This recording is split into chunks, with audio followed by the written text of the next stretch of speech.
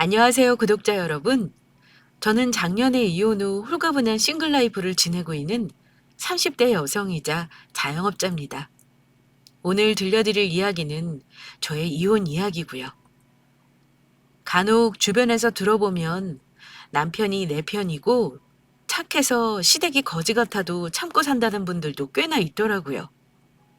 보통은 시모와 남편이 한 세트로 진상인 경우가 많지만 중간에서 남편이 중재를 잘하면 결혼 생활을 어찌어찌 이어가기도 하는 것 같아요.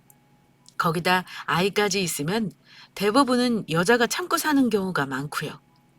하지만 제가 말씀드리고 싶은 건요. 남편이 착하기만 하다고 해서 능사는 아니라는 겁니다. 착하면 뭐합니까? 모두에게 다 착하고 술에 술 탄 듯 물에 물 탄 듯 행동해서 문제죠.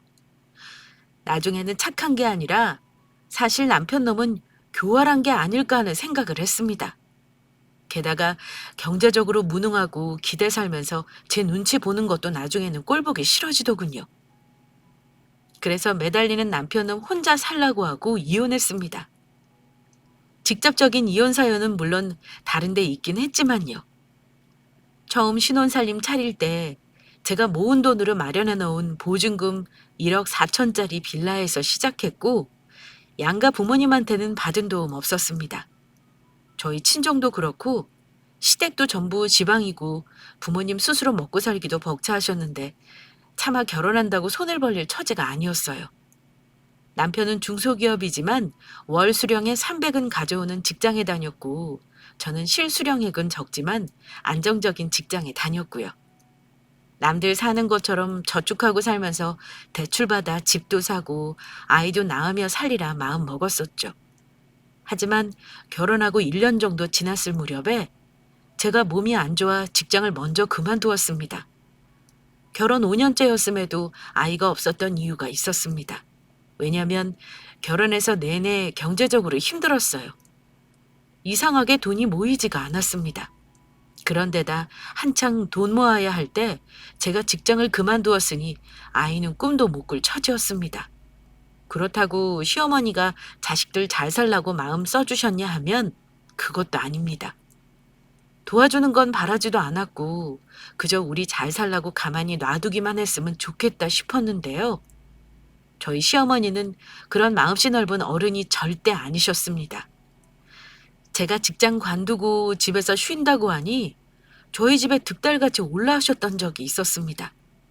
양손 가득 남편 좋아하는 반찬을 들고 오셔서는 저한테 이러시더라고요. 이거 우리 우진이가 좋아하는 것들이니까 끼니 때마다 잘 챙겨서 먹여라. 집에서 놀면서 남편 내조라도 잘해야 하지 않겠니? 아휴, 그나저나 너는 언제부터 일할 생각이냐? 우리 아들 혼자 벌어서 우리 용돈의 생활비에 어찌 감당을 하겠니? 응? 너도 나이 한창일 때 얼른 돈 벌 생각을 해야지. 덜컥 회사를 그만두면 어쩌니? 어? 어머니, 걱정 마세요. 제가 알아서 할게요. 저 다시 일할 준비하고 있는걸요? 저라고 그만두고 싶었겠어요? 어머니는 잘 모르셨겠지만 저 정말 몸이 안 좋았거든요. 너 혹시 아픈 거 숨기고 시집 온 거니? 혹시 다른 데 더 안 좋은 병 있는 거 아니야? 어머니, 그런 거 없어요. 원래 디스크가 있었는데 심해진 거고 지금은 수술해서 괜찮아요. 쉬는 거밖에 답이 없다는데 어쩌겠어요? 분명한 건 어머니는 제가 몸이 안 좋은 걸 걱정하시는 건 절대 아니라는 거였습니다. 저더러 지병을 숨기고 결혼한 거 아니냐는 둥, 돈을 아들만 고생해서 버는 거 아니냐는 둥 듣기 싫은 소리만 잔뜩 하신 걸로도 모자라 아들 혼자 버는 거 걱정하시는 분이 이런 요구까지 하셨습니다. 그나저나 우리 다음 달에 네 아버지랑 올라와서 건강검진을 받고 싶어서 말이다. 서울에 있는 병원이 아무래도 검사가 더 정확하다길래 큰맘 먹고 머리끝부터 발끝까지 다 해보고 싶어. 네가 병원 알아봐서 예약 좀 해주겠니? 건강검진을 예약해달라는 말에 어머니가 원하시는 병원 이리저리 알아보고 예약을 해드렸는데 두 분이 합쳐 비용만 거의 300만 원 돈이었습니다. 저는 설마 하니 저한테 해달라는 말인 줄은 몰랐는데 어머니가 이러시더라고요. 자식들이 비싼 건강검진까지 해준다고 주변에 자랑했더니 다들 얼마나 부러워하는지 몰라. 예약한 날 전에 네 아버지랑 미리 올라오마? 어머니는 당연히 자식이 해주는 거라고 생각하시더군요. 하지만 그때 남편이 버는 돈으로 생활하는 게 빠듯한 형편이었고 갑자기 몇백의 돈이 나가는 건 큰 부담이었습니다. 차마 며느리인 제가 뭐라 할 수는 없겠어서 남편에게 반반이라도 부담하는 걸로 말씀드리라고 얘기했어요. 남편이 알겠다고 대답은 잘하더라고요. 그런데 며칠 후 슬금슬금 제 눈치를 보면서 이러는 겁니다. 여보, 저기 말이야. 아무래도 우리 부모님 건강검진 반반 하자고 말씀드리는 게 너무 죄송스러워. 그래서 말인데, 당신 퇴직금 받은 거 있잖아. 그 돈은 당신 거니까 나는 손 안 대려고 했는데, 이번만 당신이 좀 도와주면 안 될까? 내 월급에서 목돈 나가면 우리 생활도 너무 힘들어질 것 같아. 당신 어머니도 참 대단하시다. 나 직장 그만뒀다니까 아들 혼자 돈 벌어서 어쩌냐고 걱정하시던 분이 왜 그런 건 지금 바라신대? 한두 푼도 아니고 몇백만 원 하는 거 자식한테 부담될 거라는 건 모르시나? 내가 잘 말씀드리려고 했는데 너무 서운해하실 것 같아. 안 그래도 주변에 다 자랑했다고 너무 좋아하셨거든. 여보, 내가 매달 당신 돈은 메꿔줄 테니까 이번 한 번만 선심 좀 써주라. 응? 내가 잘할게, 여보. 아유, 내가 도저히 맘 편히 살 수가 없다. 얼른 일을 하든지 해야지. 애초에 나 퇴직금 바라시고 목돈 드는 거 해달라 하신 거 아니야? 아니야. 내가 할부로라도 해드릴까 했는데 할부를 해봤자 어차피 다 빚이잖아. 그래서 당신한테 부탁하는 거야. 여보, 이번만 효도한다 생각하고 해줘. 우리 부모님도 당신한테 고마워하실 거야. 남편이 하도 사정하길래 손 안 대고 있던 퇴직금으로 부모님 건강검진 300만 원이 넘는 비용, 온갖 비싼 검사까지 다 해드렸습니다. 그런데 고맙다는 말 한마디요? 저는 한 번도 못 들었네요. 돈은 제가 썼음에도 어머니는 아들 덕에 호강한다는 말만 수십 번 하셨고 주변에도 아들 자랑만 하시더라고요. 누가 들으면 아들이 버는 돈으로 해주는 줄 알았을 겁니다. 꼴 보기 싫었지만 굳이 바로잡지도 않았어요. 그리고 남편 말대로 마지막이라고 생각했습니다. 어머니 말이나 행동이 너무 얄미워서 효도하거나 잘해드리고 싶은 마음이 그때 아예 사라져버리더군요. 시어머니가 해달라는 거 다 들어드렸는데도 어머니는 가끔 남편하고 전화를 하면 꼭 저 뭐하고 지내는지를 묻더라고요. 그런데 그게 저 잘 지내는지 묻는 게 아니라요. 네 처는 요새 뭐하니? 아직 집에 있니? 이렇게 물으십니다. 그럼 남편은 제 눈치 보면서 아직 쉬고 있다고 말하고요. 제가 노는지 돈 버는지를 묻는 것 같아서 그때마다 기분이 나빴습니다. 제가 계속 쉬겠다는 것도 아니고 아들이 돈을 펑펑 벌어다 주는 것도 아닌데 열심히 살았던 나는 잠시도 쉬면 안 된다고 생각하나 봐요. 남편한테 말하니 그냥 안부 차원에서 묻는 거라는데 그게 진짜 안부로 묻는 거였을까요? 누가 들어도 며느리 노는지 안 노는지 알아보려는 뜻으로밖에 안 들릴 겁니다. 그 일 있고 나서 저는 몇 개월의 휴식기를 가지는 동안 이직 준비를 했는데요. 참 이상하게도 마땅한 조건의 회사가 없더라고요. 제가 받던 연봉보다 돈도 덜 주는데 일은 힘들게 시키는 곳들이 대부분이었습니다. 이리저리 이력서를 넣고 면접을 봤지만 이직 사유를 묻더니 저를 떨어뜨리는 곳도 있었고요. 그러다가 여성창업지원센터에서 가벼운 마음으로 몇 가지 강의를 신청해 들을 기회가 있었는데요. 그때 남의 회사에 들어가서 일하는 것보다 내 사업을 해보자는 마음을 먹게 되었습니다. 제가 특출난 재주는 없어도 딱 하나 잘하는 게 회사 다니면서 배운 마케팅이었습니다. 여러 업체들 광고 대행도 해줬고 매출도 많이 성장시킨 비결이랄까요? 그런 지식은 있는 상태였습니다. 언젠가는 내 사업을 해보고 싶다는 생각은 막연하게 했지만 돈을 벌어야 한다는 조금은 절박한 상황에서 사업을 시작하게 될 줄은 저도 몰랐습니다. 그때부터 저는 날밤을 새워가며 시장 조사하고 공부도 하고 뼈를 갈아 넣는 노력을 해서 창업 준비를 했습니다. 저는 처음부터 리스크가 큰 오프라인 사업은 생각하지 않았어요.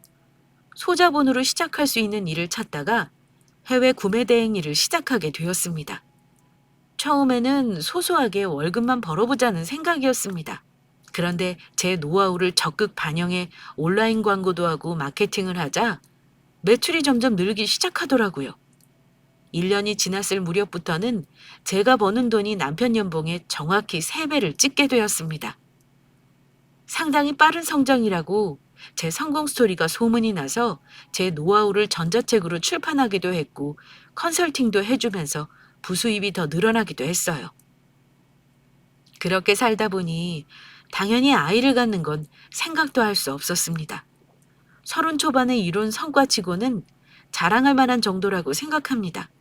그런데 가족 중에 돈을 잘 버는 사람이 있으면 주변에 꼭 똥파리 같은 가족이 있는 거 아시죠? 돈 냄새 맡고 떨어지는 콩고물이라도 맛보려는 인간이 한두 명쯤은 꼭 있는 법이거든요. 저 같은 경우는 그게 남편이라는 게 문제였습니다. 저희는 원래 돈 관리를 각자 했거든요. 공동 생활비만 내고요. 남편은 제가 얼마를 버는지 몰랐던 것 같아요. 그러다가 제가 종합소득세 신고하는 거 보고 화들짝 놀라더라고요. 당신 매출이 이렇게나 많았어? 그럼 대체 순이익이 작년에 얼마였던 거야? 우리 이러다 금방 부자 되겠는데? 여보, 나도 직장 때려치우고 사업할까 봐. 나도 이렇게 잘 될 거라고는 예상은 못 했는데 운이 좋았지 뭐. 원래 하던 일 덕도 좀 본 게 있고. 근데 쉬운 일은 진짜 아니야. 무작정 시작하면 손가락 빨아야 할 수도 있어. 당신이 이렇게 매출 낼 정도면 나도 할 수 있는 거 아니야? 여보, 나도 직장에서 의미 없이 시간 보내느니 내 사업하고 싶어. 내가 쉽게 이룬 거라고 생각하지 마. 내가 볼 때 당신은 절대 못해. 일단 부지런해야 하고 영어랑 중국어도 좀 할 줄 알아야 해. 사람이 잘 된 것만 보지 말고 힘든 점도 생각할 줄 알아야지. 버는 돈만큼 몸도 힘들어. 나는 월급쟁이가 세상에서 제일 속 편하다고 생각해. 당신은 사업할 생각 절대 하지 말고 당신 자리나 잘 지켜. 남편은 참 우습게도 제가 하는 일이 쉬울 거라고 착각을 하더라고요. 세상에 돈 버는 일 중에 쉬운 일이 어디 있나요? 남편은 제가 안 보이는 곳에서 얼마나 노력을 하고 공부를 했는지 잘 모르는 것 같았습니다. 제가 볼 때 남편은 절대 사업하면서 큰돈을 만질 그릇은 못 되는 사람이었어요. 그런데 저 돈 버는 거 보면서 자꾸 사업을 하고 싶다며 헛소리를 하기 시작했습니다. 그때가 결혼한 지 딱 3년째 되던 해였습니다. 저 같으면 돈 잘 벌어오는 마누라한테 고마워하면서 월급이라도 열심히 저축할 것 같은데 남편은 저 돈 버는 거에 기대더니 아예 생활비도 안 내고 자기 번 거는 전부 본인한테 쓰기 시작하더라고요. 웃긴 게 자기 맘대로 시댁에 주는 용돈도 금액을 올렸더라고요. 시어머니에게 저 돈 잘 번다는 말을 또 어떻게 해놓은 건지 시어머니는 툭 하면 저한테 문자나 전화를 하셔서는 뭘 사서 보내라고 하거나 주말이나 연휴에 저희 집에 꾸역꾸역 올라오셔서는 남편에게 운전기사 노릇을 시키고 백화점 투어를 다니기도 하셨습니다. 몇 번은 어머니가 마음에 든다는 거 사드리기도 했는데 남편에게 그랬어요. 어머니가 원하시는 건 당신이 해드려. 나는 할 만큼 했어. 당신은 어머니 용돈도 드리잖아. 근데 한 주가 멀다고 계속 돈 쓴 일만 만드시는 거 나 솔직히 감당 못하겠어. 당신이 버는 돈에 비하면 작은 돈인데 이게 왜 효도한다 생각하면 안 돼? 거봐. 나도 당신처럼 사업해서 돈 벌면 월급 생각 안 하고 효도할 텐데 말이야. 그 얘기는 꺼내지도 마. 아무 준비 없이 회사 그만두고 사업했다가 실패하면 빚더미에 올라앉는 거 한순간인 거야. 당신이 경험이 없어서 쉽게 생각하는 거라고. 어쨌든 당신 부모님께 이 이상의 효도는 당신 몫이야. 나는 며느리 도리 외에는 못하겠다. 남편은 돈 들어갈 일만 있으면 도와달라는 말을 수차례 했습니다. 어머니가 참 철이 없다고 느끼는 게요. 며느리가 버는 돈이 아들 돈은 아니지 않나요? 근데 마치 아들이 버는 돈이라고 착각을 하시더라고요. 나중에는 환갑 기념 여행으로 시누이네와 하와이에 보내달라는 개소리까지 했습니다. 남편이 견적 내온 거 보니 자그마치 2천만 원. 시누이는 보태는 거 하나 없이 자기 애들까지 데리고 가고 싶다고 난리고 막상 가족여행이라는데 저는 포함시키지도 않았더군요. 그 꼴 보면서 정말 완전 정 떨어졌습니다. 이 집에서 나는 그냥 호구인 건가? 이런 생각이 들 수밖에 없었습니다. 그래서 저는 보태지 않았으니 알아서 하라 했죠. 요즘 환갑 챙기는 어르신들이 있나? 내 주위에서 환갑 챙기는 분은 나 어머니밖에 못 봤어. 대부분 식구들끼리 식사 함께 하고 마는 거 아니야? 글쎄, 난 모르겠다.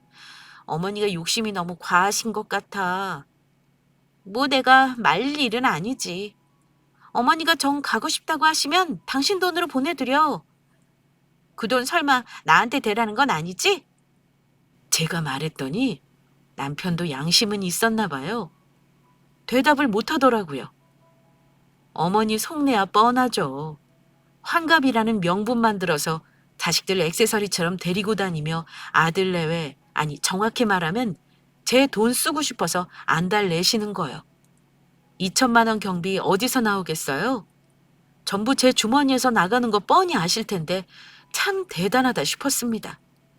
그래서 남편에게는 돈 못 대준다고 못 박아두고 모르는 척 했습니다. 실제로 그즈음 한창 바쁘기도 했고요. 근데 어머니가 삐지셨는지 여행 문제로 남편을 들들 볶다가 나중에는 저한테까지 전화해서는 이런 말을 하는 겁니다. 너는 네 부모가 여행 보내달라고 해도 돈 못 보탠다고 딱 차를 셈이냐? 행여 시어미가 이런 말 하는 거 여행 안 보내준다고 너한테 강짜 놓는 거라고 왜 말어라? 아들이 능력이 안 돼서 못 보내준다고 속상해하는 게 나도 서운해서 하는 말이야. 너는 돈 좀 벌기 시작했다고 니나 편기를 그렇게 죽여야 쓰겠니?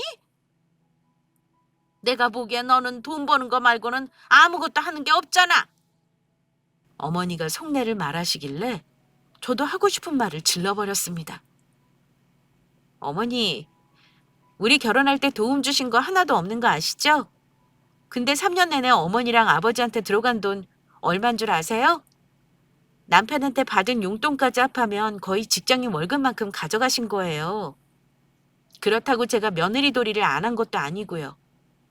근데 해도 너무 하시는 것 같아요. 대가족 2천만 원이 넘는 여행비를 아무 상의 없이 저더러 부담하라고 하면 세상 어느 며느리가 좋다고 하겠어요. 제가 무슨 떼돈 버는 줄 아시나 본데 저도 쉽게 버는 돈 아니거든요. 그런 소리 할 거면 저한테 하지 마시고 아들이 돈 못 버는 거 탓하세요. 그랬더니 어머니도 며느리 됐고에 할 말이 없으셨던 건지 며느리한테 이런 수모를 당할 줄 몰랐다고 화를 내시면서 전화를 끊어버리시더라고요. 남편이 어머니에게 전해 듣고는 저에게 한 번만 사과할 수 없겠냐고 빌다시피 했지만 그러거나 말거나 신경도 안 쓸 작정이었습니다. 어머니와는 원래부터 살가운 사이가 아니기도 했거니와 그 사건으로 인해 사이가 더 벌어지게 되었습니다. 그런데 얼마 후 제 속을 더 뒤집어 놓는 사건이 일어나는데요. 남편이 저 몰래 회사를 진작에 관두고 있었다는 사실을 알았다는 겁니다. 어느 날 집에 온 은행 우편물을 무심코 열었는데요. 남편이 저 몰래 퇴직금 담보로 받은 대출이 있었나 보더라고요. 퇴직과 함께 기한 이익 상실이 됐다면서 일시에 상환을 해달라는 거였습니다. 작은 돈도 아니었고 남은 잔액이 4천만 원이 넘더라고요. 날짜를 보니 퇴직한 게 벌써 몇 달이 지나 있었고 너무 화가 난 저는 남편에게 따져 물었습니다. 그런데 이 한심한 인간이 한다는 소리가 여보 미안해. 이번 달 넘어가기 전에는 꼭 말하려고 했어. 나도 당신처럼 사장님 소리 듣고 싶었거든.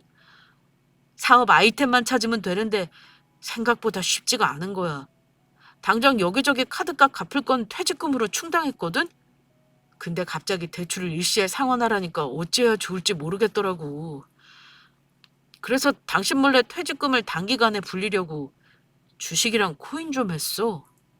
남편놈 입에서 주식과 코인 이 두 단어를 듣는 순간 머리 끝까지 화가 치밀어 오르더라고요. 뭐 주식? 코인이야 뭐 어째? 그래서 당신 퇴직금 다 어쨌어? 설마 당신 없다고 하려는 거 아니지? 제가 추궁하자 남편이 갑자기 무릎을 꿇더군요. 하필 하락장에 내가 들어간 게 잘못이었나 봐. 여보, 나 어떡하면 좋아. 지금 딸랑 600만 원 남았는데 이것도 손실 중이라 빼지도 못해. 나 진짜 망했어, 여보. 나 좀 살려주라, 어? 남편은 아예 변명은 포기하고 우는 작전으로 노선을 바꾸고는 사정하더군요. 그 꼴을 보니 한숨만 나왔습니다. 저한테 큰 소리 한 번 친 적 없었고 늘 안절부절 제 눈치를 보고 사는 사람이 무슨 바람이 불어서 간도 크게 몰래 퇴직을 했는지 한심하기만 했습니다. 제가 볼 때 남편은 어디 하나 야무진 구석이 없는 사람이라 회사에서 나오는 월급 받아먹는 게 딱인 사람이었습니다.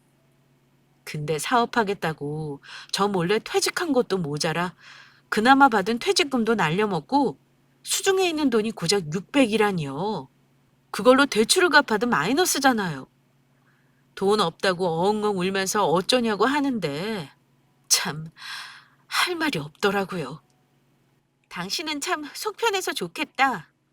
일은 혼자 다 저질러 놓고 무릎 꿇고 빌면 내가 다 해결해 줄 거라고 생각한 거야? 어?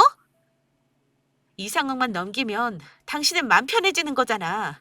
힘든 건 늘 나지. 정말 답답하다. 내가 전생에 무슨 죄를 지어서 당신하고 당신네 가족들한테 물주 노릇을 하는지 모르겠어. 난 모르겠어. 당신이 알아서 해. 여보, 내가 진짜 앞으로 당신 말만 들을게. 당분간 당신 일도 돕고 집안일도 당신은 손 하나 까딱하지 마. 내가 다 할게. 여보, 정말 이번이 마지막이야. 나 한 번만 도와주면 당신한테 평생 충성하면서 살겠다고 약속할게. 당신 나한테 숨기는 거 있으면 지금 다 말해. 나중에 또 이런 식으로 알게 되면 그때는 진짜 이혼이야. 이거 말고 숨기는 거 없지? 저는 그냥 확인차 한 말이었거든요. 근데 이 인간이 또 대답을 못하고 우물쭈물 하는 거예요. 순간 직감했습니다. 또 사고 친 게 있구나 하고요. 아니나 다를까 머리만 극적이던 남편 놈이 이러더군요. 사실 여보, 내가 코인 하다가 빚을 좀 줬어. 3천만 원 정도인데 매달 50만 원씩 갖고 있거든? 근데 들어올 돈이 없는데 당장 다음 달부터 어쩌지? 저는 그 말을 듣자마자 아이고 이 화상아! 그냥 나가서 들어오지 마. 당장 나가버려! 이렇게 소리를 지르며 남편 등짝을 후두려 팼습니다.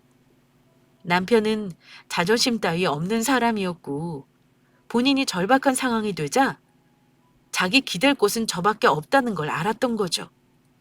시어머니는 아들이 내일 신용불량자가 된다고 해도 절대 돈 나올 구멍이 없는 사람이었을 겁니다. 저는 그 일로 남편과 이혼까지 진지하게 고민했습니다. 물론 입 밖으로 꺼내기도 했어요. 남편 반응은 예상하신 대로입니다. 평생 마누라 종노릇하고 살지언정 자기 인생에서 이혼은 없다면서 얼마나 비굴하게 굴었는지 모릅니다. 남편이 믿고 속이 상했지만 어쩌겠나요?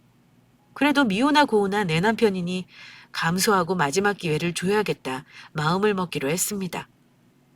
친정 부모님도 제 얘기 들으시고는 마냥 이혼하라고 말씀은 안 하시더라고요. 당연히 부모님 세대는 이혼하면 인생 망치는 줄 아니까 그러시는 거 이해는 하죠. 남편은 능력은 쥐뿔도 없으면서 자상하기는 해서 자기 부모에게도 잘하고 저 모르게 우리 친정 부모님께도 연락을 자주 드리고 잘하긴 했습니다.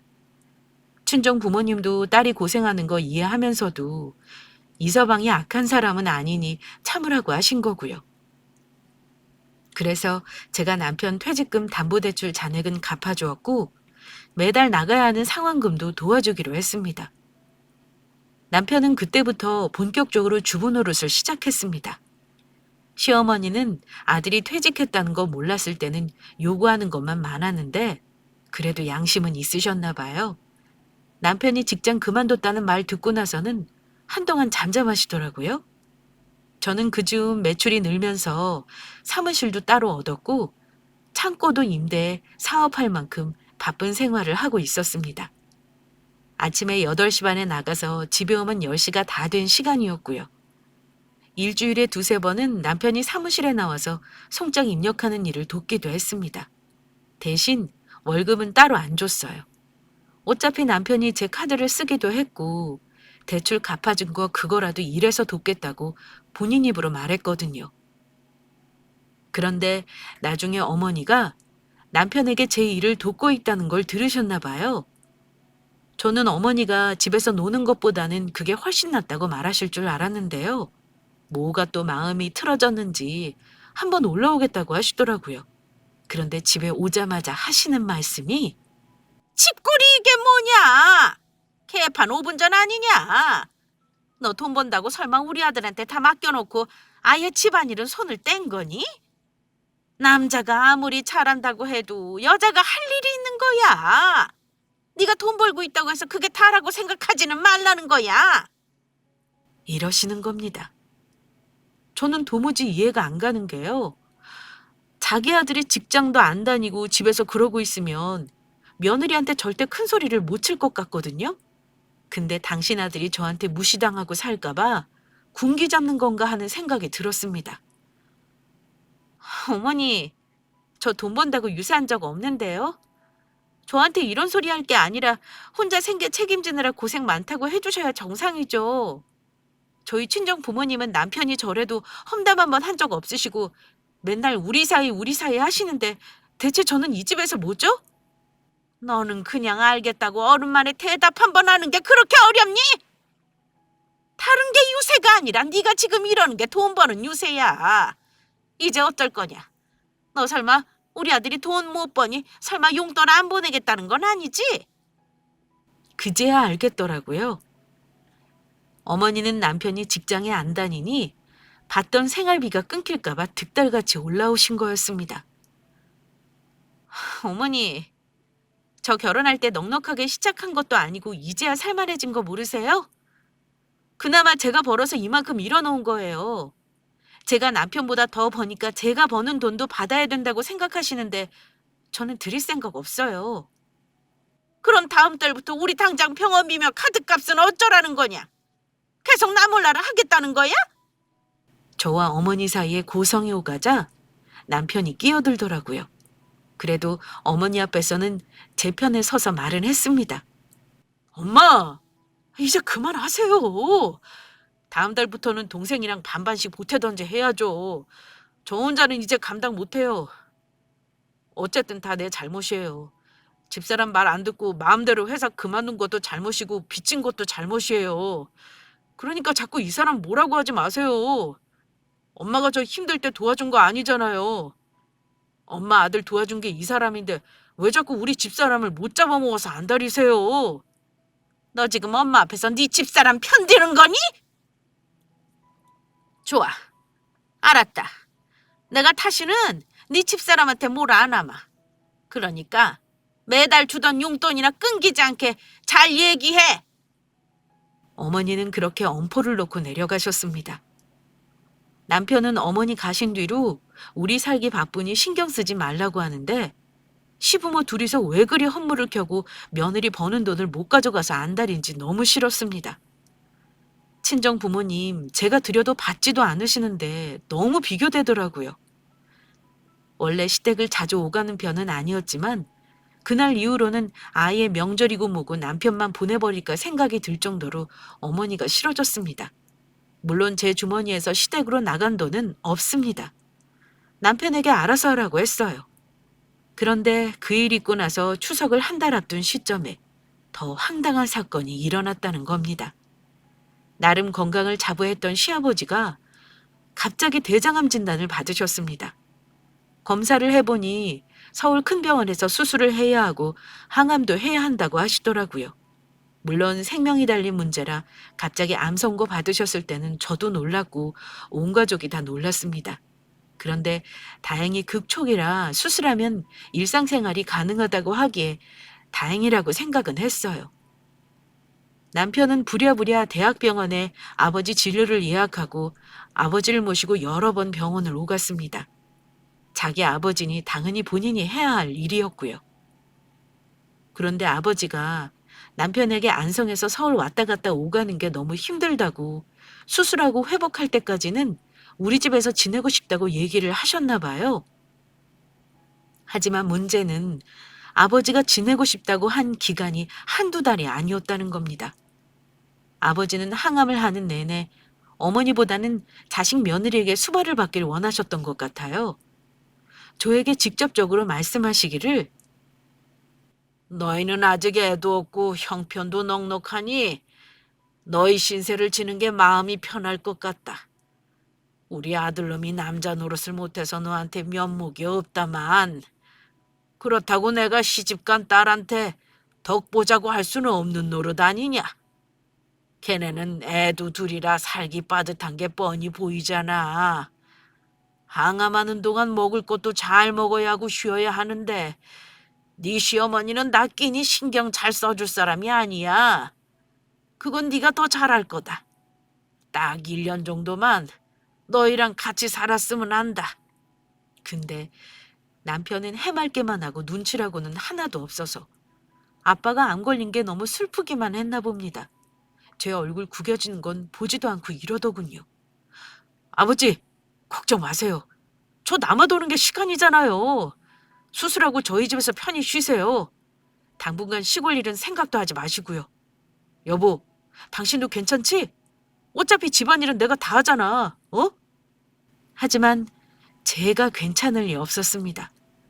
대답 잘못하면 인생이 너무 피곤해지겠구나 싶어서 솔직한 제 마음을 말씀드렸어요.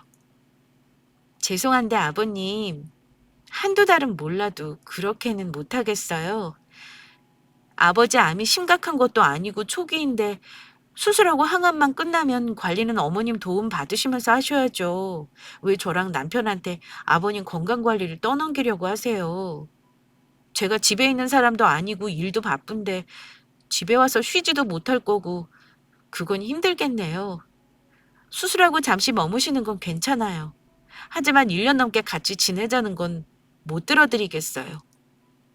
이렇게 거절해서 죄송해요. 그렇지만 며느리가 불편한 입장도 이해 좀 해주셔야죠. 그러자 제 대답을 들은 아버지는 고집도 부리지 못하고 불그락 푸르락한 얼굴로 냉수만 몇 컵을 들이켜시더군요. 남편은 또 제 눈치 살피며 안절부절. 제 입에서 거절의 말이 나오기 전에 남편 놈이 알아서 거절할 수는 없었던 걸까요? 참 답답한 노릇이었습니다. 그렇게 아버님은 수술 날짜를 잡고 본가로 내려가셨는데요. 아버지가 내려가시고 며칠 후 갑자기 또 어머니가 저희 집에 올라오셨습니다.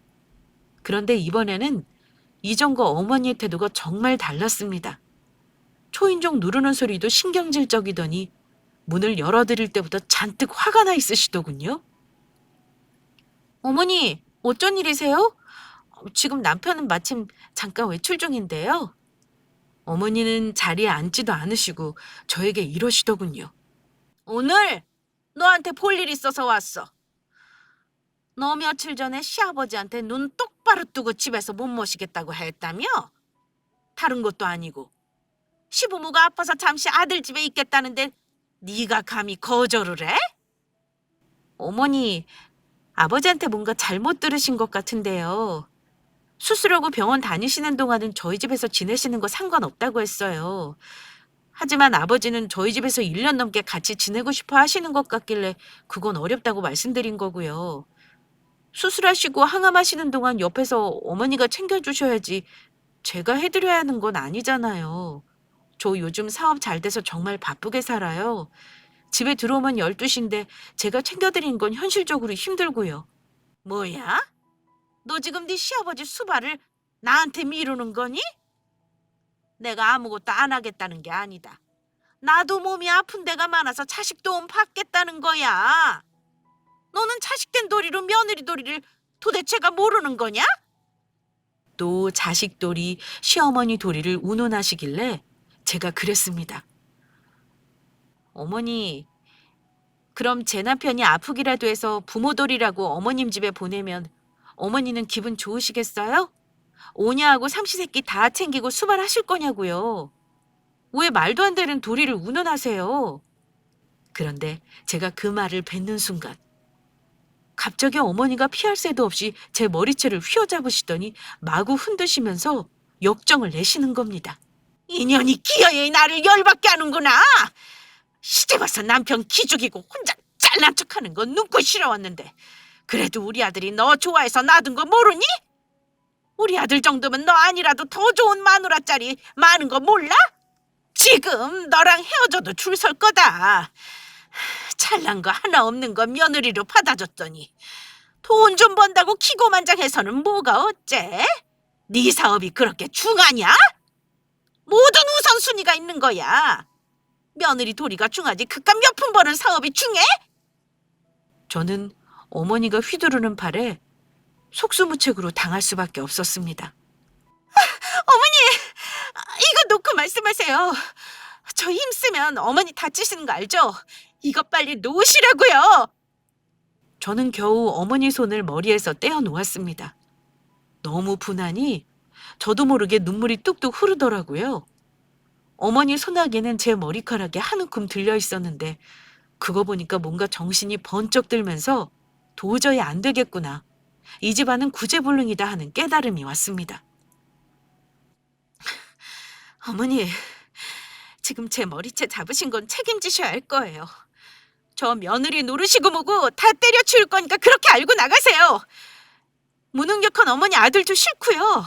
이 집안에 호구 잡혀 사는 거 더 이상 안 해요. 지금 감히 시어머니 앞에서 이혼하겠다는 거야? 그때 마침 남편이 집에 들어오는 소리가 나더군요. 어머니와 저의 심상찮은 모습을 본 남편은 놀라서 먼저 어머니에게 언성을 높였습니다. 어머니! 이번에는 또 뭐예요? 설마 어머니 이 사람한테 손 찍어 마셨어요? 그래, 네 마누라 며느리 도리 좀 가르치느라 머리 좀 뜯어놨다. 근데 키워코 너랑 이혼까지 하겠다는구나. 응? 대체 너 왜 이러고 사니? 응?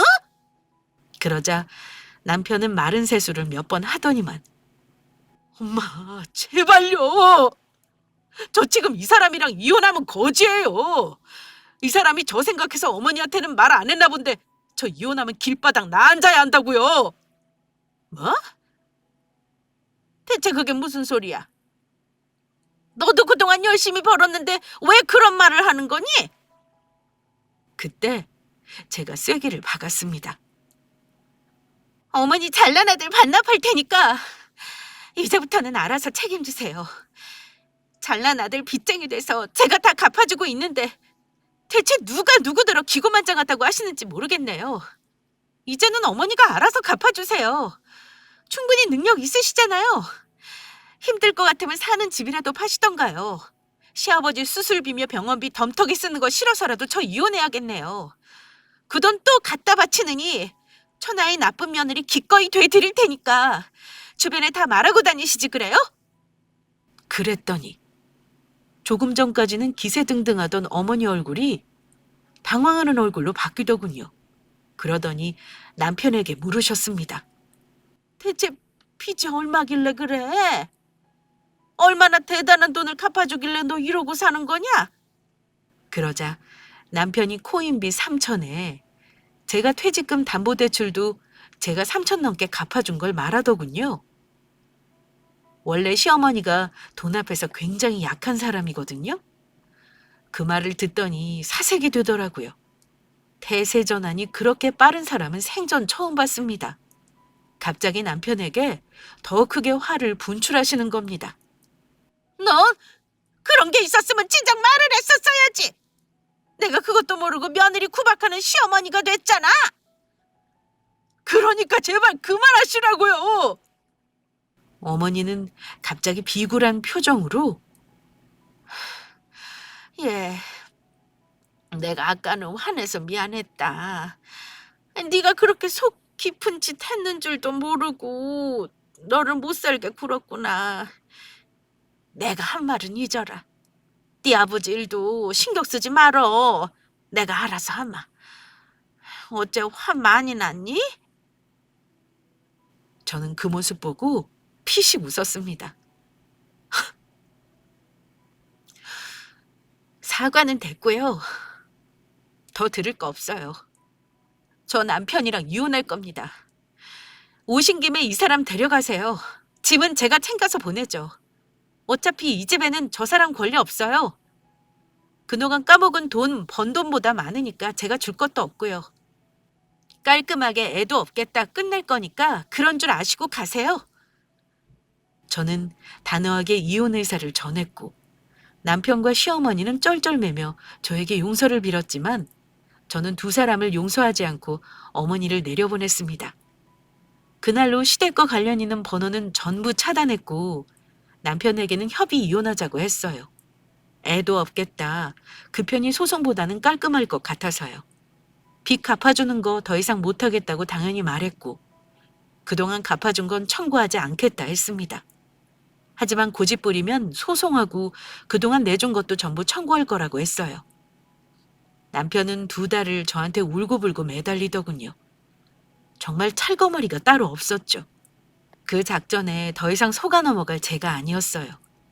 이제는 남편의 그 모습이 이기적이고 교활해 보였습니다. 제가 소송하겠다고 소장 보내기 전에 보여주자 결국은 돈이 마음에 걸렸나 봐요. 그제야 이혼 서류에 서명해 주더군요. 저는 그렇게 남편이랑 5년의 징글징글한 결혼의 종지부를 찍었습니다. 재산은 나눠준 거 당연히 없었고요. 빈몸으로 내보냈습니다. 제가 번 돈은 남편에게는 권리가 없으니까요.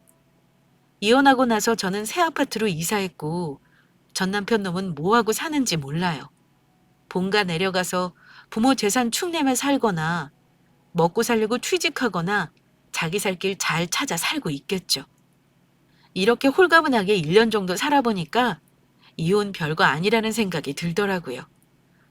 스트레스가 없으니 사업도 더 잘 되는 것 같고 아직은 혼자가 좋아서 외로울 겨를 없이 살고 있습니다.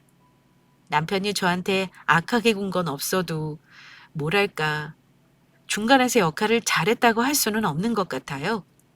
연을 끊고 살 만한 주변 머리도 없는 사람이라 이혼은 피할 수 없었을 거란 생각입니다. 저의 이혼 사연은 여기까지고요. 구독자분들 중 힘드신 분이 있다면 씩씩하게 싱글로 사는 제 사연으로 조금이나마 위로를 받았으면 하는 바람입니다. 긴 이야기 끝까지 들어주셔서 감사드리며 저는 이만 인사드릴게요. 감사합니다.